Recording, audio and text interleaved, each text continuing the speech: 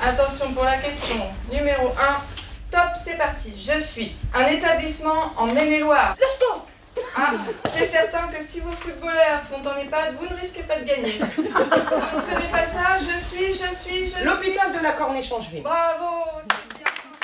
L'hôpital de la Corniche-en-Juin est un hôpital qui porte une activité de médecine au travers de 13 lits, une activité de soins de suite au travers de 30 lits et une activité médico-sociale accueillant 176 habitants en EHPAD qui sont à la fois sur le site de Chalonnes-sur-Loire et à la fois sur le site de Rochefort-sur-Loire. Le projet de l'établissement qui était rédigé en 2010-2011 avait vocation à déployer une filière gériatrique de proximité et à décloisonner les fonctionnements de l'ensemble de l'établissement, à la fois entre les personnels soignants, les personnels administratifs, les personnels du secteur hospitalier et les personnels du secteur EHPAD. On a décidé de mettre en place cette formation suite aux entretiens individuels où on a remarqué que les personnes ne s'y retrouvaient pas dans cette nouvelle organisation et qu'il y avait besoin de faire du lien entre leurs pratiques et qu'ils avaient tous les talents, toutes les compétences nécessaires, mais qu'ils n'arrivaient pas à les exprimer collectivement. La formation est organisée en 2 séquences. Une séquence de 2 jours sur le raisonnement clinique,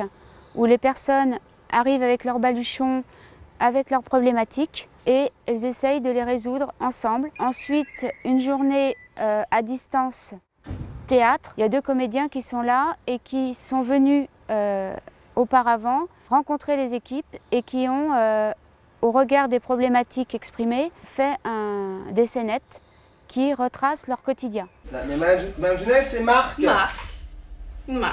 Marc. Et cet effet miroir fait réagir et permet aux personnes de s'exprimer d'une autre façon.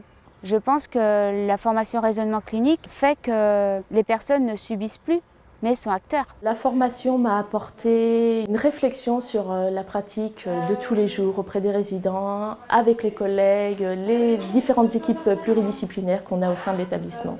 C'est vrai que j'appréhendais beaucoup cette formation quand j'ai entendu le mot théâtre, parce que tout de suite on se dit on va être amené à faire du théâtre, à se présenter devant les autres, à être toute seule au milieu de tout le monde. Et en fait finalement non, c'était présenter des scènes de notre quotidien par des pièces de théâtre, par des acteurs, qui en fait sont très intéressantes et bénéfiques et qui relativisent en fait notre travail. Maintenant, on va plus vraiment prendre en compte ce que le patient veut et puis aussi voir avec la famille ses habitudes de vie avant pour essayer de faire au mieux en fonction aussi de l'institution. C'est vrai qu'on va être de plus en plus à l'écoute. Ce qui me touche et ce qui me frappe dans les 2-3 dernières années depuis la mise en œuvre de cette formation, c'est notamment mon regard qui a changé sur les équipes soignantes, que j'ai vu du coup en situation d'exprimer des talents parfois que je ne soupçonnais pas. Et ça m'a fait à la fois plaisir et à la fois évoluer mon regard sur les équipes. Le deuxième effet de cette formation sur la qualité des soins à proprement dit, c'est l'amélioration de la prise en charge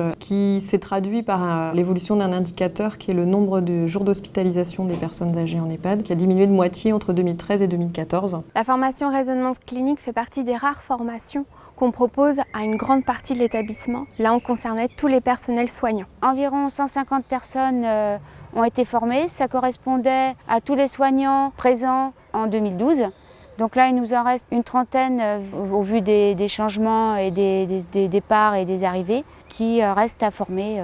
Cette formation arrive également à un moment clé puisque nous nous projetons dans de nouveaux bâtiments. Et c'est vrai avoir accompagné les équipes dans des changements un peu culturels par rapport à la manière d'accompagner les personnes âgées et à la fois par rapport au type de management qu'on déploie dans nos structures aujourd'hui, ça permet de préparer l'arrivée aussi dans des nouveaux locaux.